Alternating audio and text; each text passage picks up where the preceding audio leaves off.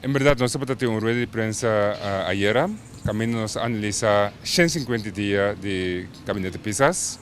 Normal, depois de 100 dias, vai ter um programa de governação, mas já, nós vamos 150 dias sem programa de governação, caminha que nós lo podemos monitorar e saber preciso que o manejo de gabinete. Em todo caso, nós reparar algum coisa, para sombra, talvez que o aborto para o povo, que menos lo quer, que também certo alívio, com suavização para o povo.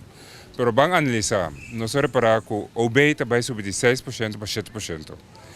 E a importação que estava a 9%, no sistema anterior estava a ter um rebaixo de 4,5%, agora que esse aqui está a 9%.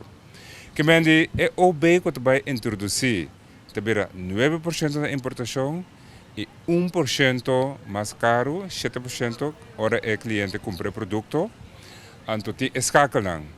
Se nós conta tudo isso aí, significa que efetivamente o produto deverá 6,3% mais caro.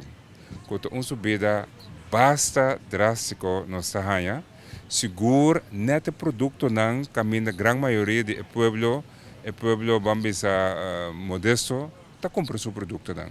De outra banda, o produto não luxo de 9%, esse ainda está a 7% também. Quer dizer, não, na moda de que moda que pouco comprar produto na luxo tem barrada de 9 a 7% e não, vamos o povo por lo general trabalhador está agora confrontar com uma subida de 6 a 7% que efetivamente a contatura escala na parte de importação uma subida de 6,3%. Então nós pergunta se está sina está povo subindo.